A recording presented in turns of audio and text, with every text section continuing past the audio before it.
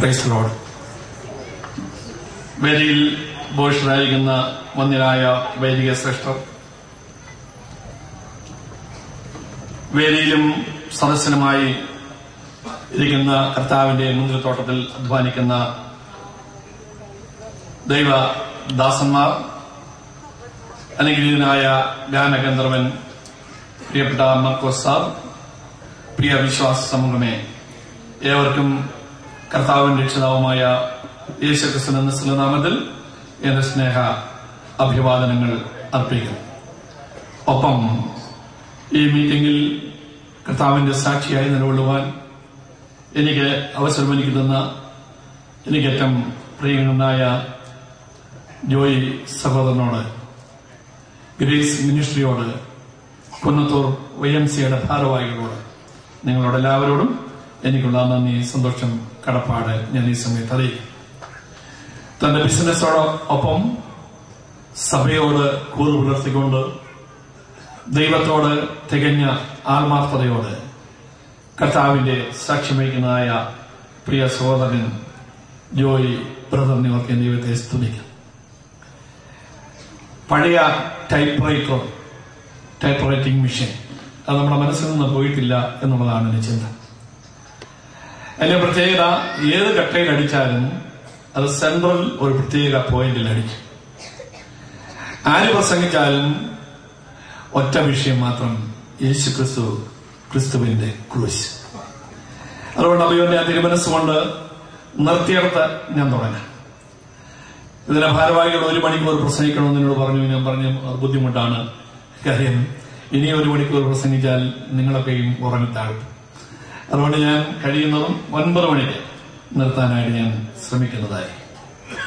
ഗലാത്യ ലേഖനം 6-ാം അധ്യായത്തിന്റെ 14-ാമത്തെ വാക്യം നമുക്ക് വളരെ സുപരിചിതമായ ഒരു വേദഭാഗമാണ്. ഗലാത്യ ലേഖനം 6:14. എനിക്കോ നമ്മുടെ കർത്താവായ യേശു ക്രിസ്തുവിന്റെ ക്രൂശിലല്ലാതെ പ്രശംസിപ്പാൻ ഇടവരരുത്. പൗലോസ് അപ്പോസ്തലന്റെ ജീവിതത്തിന്റെ ഏറ്റവും വലിയ ആവേശകരമായ ഒരു പ്രഖ്യാപനമാണ്. പൗലോസ് ക്രൂശിൽ പ്രശംസിക്കുമ്പോൾ ക്രൂശ് ഒരു നിന്ന പദമാണ്.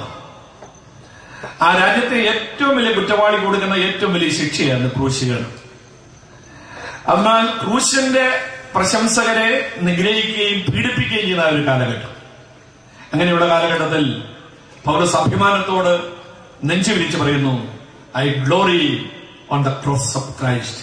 യേശു ക്രിസ്തുവിന്റെ ക്രൂശിൽ ഞാൻ പ്രശംസിക്കും. എന്തുകൊണ്ട് പൗലോസ് ക്രൂശ് പ്രശംസിച്ചു?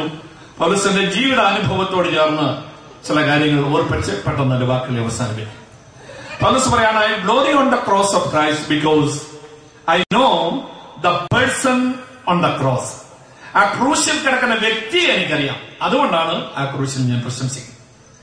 ക്രൂശിൽ പ്രശംസിക്കുക എന്ന് പറഞ്ഞാൽ 2 മരക്കഷ്ണത്തിൽ പ്രശംസിക്കുകയല്ല. ഈ മരക്കഷ്ണത്തെ മഹത്വപൂർണമാക്കിയ മഹത്വവാനായ മഹത്വപ്രഭു ആ ക്രൂശിൽ കിടപ്പുണ്ട്, അവനെ എനിക്കറിയാം. സ്തോത്രം. Do you know the person on the cross? ഇന്ന് കുന്നത്തൂര് ഈ വലിയ മഹായോഗത്തിൽ സംബന്ധിക്കുന്ന പ്രിയപ്പെട്ടവരോട് ഞാൻ ചോദിക്കുന്നു, ക്രൂശിൽ കിടക്കുന്ന യേശുവിനെ അറിയാമോ? അറിയാം. ആരായി ക്രൂശിൽ കിടക്കുന്ന യേശു?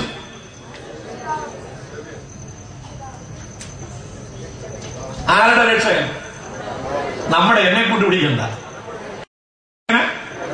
എന്റെ എന്ന് പറയുമ്പോഴാണ് അതിനകത്ത് ആവേശമുള്ളത്.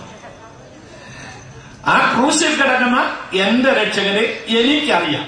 അറിയുക എന്നുള്ളത് വേദോസ്ത ഭാഷയിൽ വളരെ ആഴമായ അർത്ഥമുള്ളൊരു വാക്ക്. അതൊരു ബൗദ്ധിക വാക്കല്ല, അതൊരു വൈകാരികമായ വാക്കല്ല. നമുക്കറിയാം, ഒരിക്കൽ കന്യാമറിയാമിന്റെ അടുക്കൽ ഗബ്രിയേൽ ദൂതൻ വന്ന് പറഞ്ഞു, നീ ഒരു കുഞ്ഞിന് ജന്മം നൽകാൻ പോകുന്നു പറഞ്ഞല്ലേ. അപ്പൊ കന്യാമറിയാം എന്താ പറഞ്ഞേ?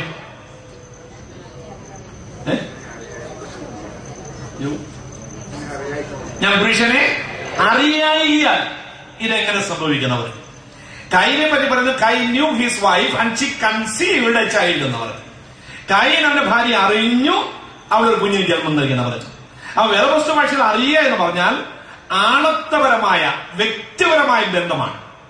അപ്പൊ ക്രൂശിൽ കിടക്കുന്ന യേശുവിനെ എനിക്ക് അറിയാമെന്ന് പറയുമ്പോൾ ആ ആണത്വപരമായ അനുഭവത്തിൽ കൂടെ, വ്യക്തിപരമായ അനുഭവത്തിൽ കൂടെ എത്ര പേർക്ക് യേശുവിനെ അറിയാം? യോഹന്നാന്റെ സുവിശേഷം 17-ാം വാക്യം, ഏക സത്യതയുമായി നിന്നെയും നീ അയച്ചിരിക്കുന്ന യേശു ക്രിസ്തുവിനെയും അറിയുന്നത് തന്നെ നിത്യജീവൻ. ഹല്ലേലൂയ. അപ്പോൾ യേശു ക്രിസ്തുവിനുള്ള അറിവ് നിത്യജീവന്റെ അനുഭവക്കാരനാക്കി തീർത്തു. എങ്ങനെയാണ് ആ നിത്യജീവന്റെ അനുഭവമാക്കുന്നത്? യോഹന്നാന്റെ സുവിശേഷം 3-ാം വാക്യം നിങ്ങൾക്കറിയാം. തന്റെ ഏകയാതനായ പുത്രനിൽ വിശ്വസിക്കുന്ന ഏവനും നശിച്ചു പോകാതെ നിത്യജീവൻ പ്രാപിക്കേണ്ടതിന് ദൈവം അവന് നൽകുമെന്നൊക്കെ ലോകത്തെ സ്നേഹിച്ചു. അപ്പോൾ അറിവെന്നിൽ വിശ്വാസം ഉണ്ടാക്കി. വിശ്വാസമാണ് നിത്യജീവൻ കരസ്ഥമാക്കുവാനായിട്ട് എനിക്ക് സാധിച്ചത്. വിശ്വാസം എന്ന് പറഞ്ഞാൽ എന്തുവാ? നമ്മുടെ അമ്മച്ചിമാരൊക്കെ എടുത്തെഴുതുന്ന ഇവിടെ എല്ലാവർക്കും സുഖമാണ്. നമ്മുടെ അമ്മണിക്കുട്ടി പ്രസവിച്ചു, അവിടെ അപ്രകാരമെന്ന് വിശ്വസിക്കുന്നു. ആരാ അമ്മണിക്കുട്ടി? പശുവാ. അപ്പൊ ഇവിടെ പശു പ്രസവിച്ച് അവിടെ അപ്രകാരം എന്ന് വിശ്വസിക്കുന്നു. ആ വിശ്വാസമാണ് വിശ്വാസം. അപ്പൊ ക്രിസ്തീയ വിശ്വാസത്തിന് 3 തലങ്ങളുണ്ട്. 3 തലം. 1 അറിയുക, 2 അംഗീകരിക്കുക, 3 അനുഭവമാക്കുക. ഒന്ന് പറഞ്ഞേ. പെട്ടകം, നോഹയുടെ പെട്ടകം പണിതതായ ആശാരിക്ക് പെട്ടകത്തെ പറ്റിയുള്ള അറിവുണ്ട്. ഇത്ര മുഴം നീളം, ഇത്ര മുഴം വീതി എന്നുള്ള അറിവുണ്ട്. ആ പെട്ടകം വെള്ളത്തിൽ കൂടെ യാത്ര ചെയ്യുന്ന ഒരു വാഹനമാണെന്നുള്ള അംഗീകാരമുണ്ട്. എന്നാൽ ഏതെങ്കിലും ആശാരിയെ പെട്ടകം അനുഭവമാക്കിയോ? ആക്കിയോ? ഇല്ല. അപ്പൊ അറിവും അംഗീകാരം പോലെ അനുഭവമാണ്. എങ്ങനെ അനുഭവമാക്കുന്നത്? വിശ്വാസത്തല. ജോൺ ഓക്സൻഹാം എന്ന് പറയുന്ന ചിന്തകൻ ബറാബാസിനെ പറ്റി ഒരു പുസ്തകം എഴുതിയിട്ടുണ്ട്. അതിനകത്ത് പീലാത്തോസ് യേശുവിനെ വിസ്തരിക്കുമ്പോൾ ബറാബാസ് കാരാഗ്രഹത്തിൽ പീഡ അനുഭവിക്കുക. യേശുവിനെ എങ്ങനെയെങ്കിലും വിട്ടയക്കണമെന്ന് പീലാത്തോസിന് ആഗ്രഹമുണ്ട്. കാര്യം ആ നീതിന്യായാധിപൻ സ്വന്തം നാവ് കൊണ്ട് 3 പ്രാവശ്യം വിളിച്ചു പറഞ്ഞു, ഇവന് ഞാൻ യാതൊരു തെറ്റും കാണുന്നില്ല. തന്റെ ഭാര്യയുടെ ശുപാർശ കത്ത് കയ്യിലുണ്ട്. ആ നീതിമാന്റെ കാര്യത്തിൽ ഇടപെടരുത്. അപ്പൊ യേശുവിനെ വിട്ടയക്കാത്ത മാർഗം, വർഷത്തിൽ ഒരിക്കൽ ഒരു ജയിൽ പുള്ളിയെ വെറുതെ വിടാനുള്ള സ്വാതന്ത്ര്യം പീലാത്തോസിനുണ്ട്. അപ്പൊ ആ ജയിലിൽ കിടക്കുന്നതിലേക്ക് ഏറ്റവും വലിയ നൊട്ടോറിയസ് ക്രിമിനൽ, ആ രാജ്യം മുഴുവനും വെറുക്കുന്ന ഒരു കുറ്റവാളി അവർ കിടപ്പുണ്ട്. അവന്റെ പേരെന്തുവാ? ബറാബാസ്. ബറാബാസിനെ യേശുവിനെ കൊണ്ട് ജനത്തിന് മുമ്പിൽ കൊണ്ട് നിർത്തുക. അപ്പൊ ജനത്തോട് ചോദിക്കുക, ഇവരും നിങ്ങൾക്ക് ആരെ വേണം?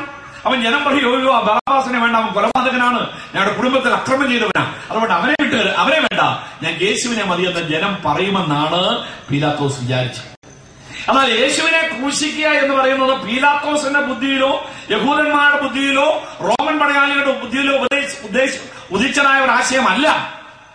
നിത്യനായ ദൈവത്തിന്റെ നിത്യമായ കാര്യപരിപാടിയിലെ മാറ്റപ്പെടാൻ പാടില്ലാത്ത ഒരൈക്യമായതുകൊണ്ട് ജനത്തെ കൊണ്ട് പറയിപ്പിച്ചു, ബറാബാസിനെ വിട്ടുതക, യേശുവിനെ ക്രൂശിക്കുക. ഇത് കേട്ടപ്പോൾ ഒരു പടയാളി ഓടിച്ചെന്ന കാരാഗ്രഹത്തിൽ കിടന്ന ബറാബാസിനെ പറഞ്ഞു, Barabbas, you are going to be release. നിന്നെ സ്വതന്ത്രനായിട്ട് വിടാൻ പോകുമ്പോൾ ബറാബാസ് എന്നെ, അതെ, എന്താ കാരണം? നിനക്ക് പകരമായി ആ നസറേത്തുകാരനായ യേശുവിനെ വിടാൻ ക്രൂശിക്കാൻ പോകുന്നവർ. ബറാബാസിന്റെ കാരാഗ്രഹത്തിന്റെ കവാടം വിറമുണ്ടോ? പിന്നെ വിളിച്ചു, ജീസസ്. കാരാഗ്രഹത്തിന്റെ കവാടം തുറന്നു റോഡിലേക്ക് ഓടുമ്പോൾ കൊള്ളക്കാരനായ ധാർമ്മികമായി അതപ്പതിച്ച ബറാബാസ് അത്യുച്ചത്തിൽ നിലവിളിക്കുന്നു, ജീസസ്, ജീസസ്, ജീസസ്.